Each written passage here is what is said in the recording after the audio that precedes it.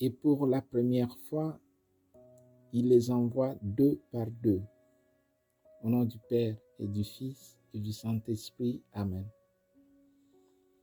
La mission des 12 est fondamentalement caractérisée par la pauvreté comme signe de totale dédication et abandon à Jésus qui les envoie et au message de la prédication, lequel a pour contenu la venue du règne de Dieu et la conversion.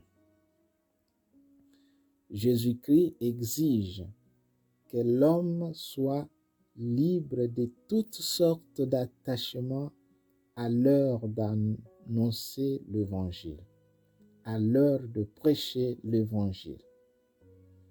Les disciples qui a la charge d'approcher les âmes du royaume de Dieu par sa prédication ne doit pas mettre sa confiance dans les moyens humains, mais dans la providence divine.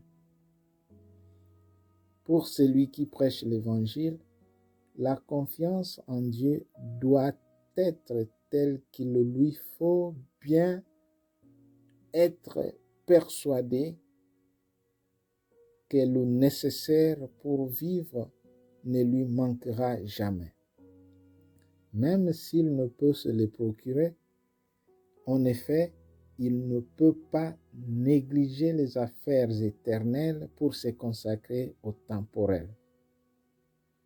À la fin de cette page de l'Évangile, Saint Marc nous parle aussi de l'onction des malades avec l'huile. Il est le seul évangéliste qui en parle. De là provient l'usage de l'huile comme matière du sacrement de l'onction de malade, qui guérit les blessures de l'âme et même celles du corps, si telle est la volonté de Dieu, comme nous l'enseigne le Concile de Trente. Saint Jacques, au chapitre 5 de sa lettre, à partir du 14e verset, promulgue ces sacrements.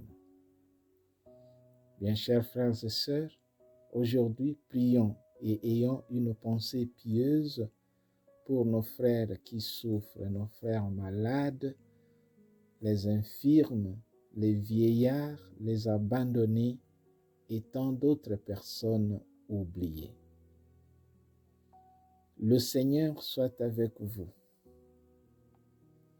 Que la passion bienheureuse de notre Seigneur Jésus-Christ, la prière de Marie Immaculée, Mère de Dieu, Mère de l'Église et notre Mère, la protection de Saint Joseph, patron et protecteur de la Sainte Église de Dieu et de toutes les familles, l'aide de tous les saints apôtres et martyrs, l'intercession de tous les saints du ciel, tout ce que vous ferez de bien augmente en vous la grâce divine et toutes les souffrances que vous rencontrerez dans votre vie pour prêcher la bonne nouvelle puissent contribuer à votre sanctification.